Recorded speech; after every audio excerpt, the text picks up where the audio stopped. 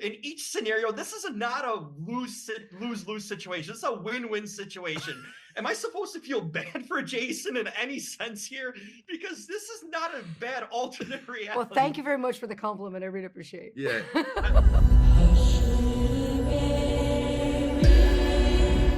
Who are you? I live here with you. Charlie! Danielle! Have you done something to them? I don't know who you're talking about. It's Jason. You know me. I've never served you. It's not funny. Just tell me you know who I am. I've never seen you before in my life. I just need answers. You built the box. Hey, Jim Alexander with Real Talk. Alice, Joel, how's it going? Very good. How you going, Jim? You? Doing well. Just by the way, I did drive by the real Logan Square today. Nothing to report. Everything seems good in the neighborhood. Great. In case you were wondering, nothing insane going on. Can you I miss it. Can you duck into the village tap and tell me what color the sign is outside? I can do that. I'll stop by later on. I'm a few miles away. So, yes, it's a real place, by the way, a real town in Chicago. So, first of all, I asked this to Jennifer, Joel. You have Alice Braga, and then you have Jennifer Connelly you come home to. In each scenario, this is not a lose-lose situation. This is a win-win situation. Am I supposed to feel bad for Jason in any sense here? Because this is not a bad alternate reality. Well, thank you very much for the compliment. I really appreciate it. Yeah.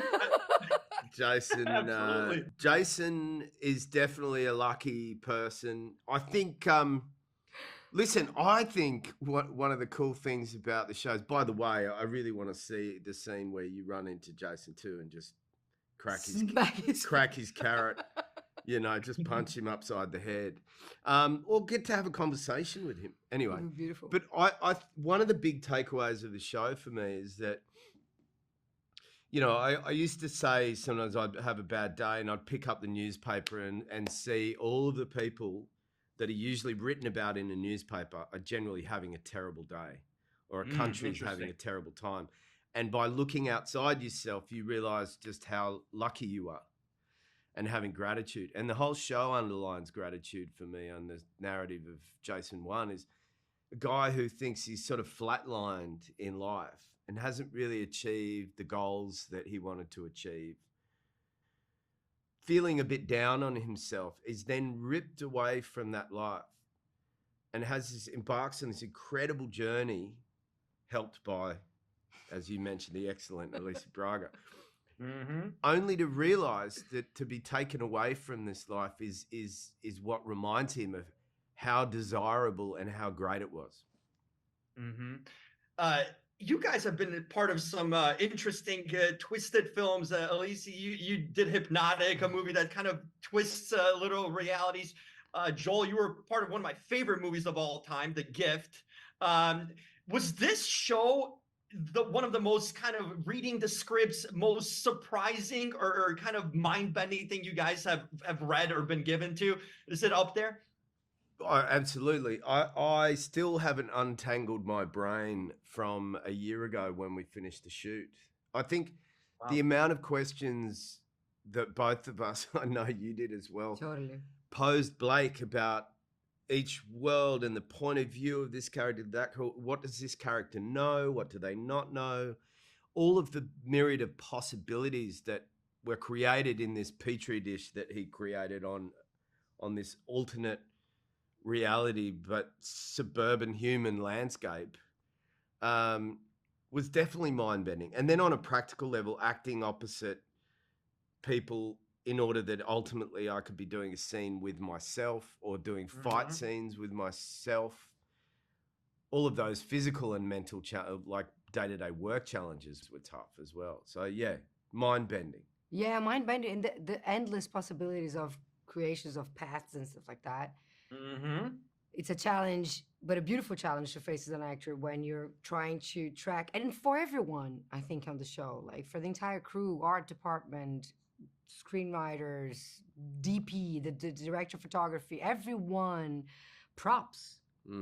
Like all the continuity and all of that for everyone. I think that's why it was a show that everyone was so connected and so engaged, because the attention for every detail was important.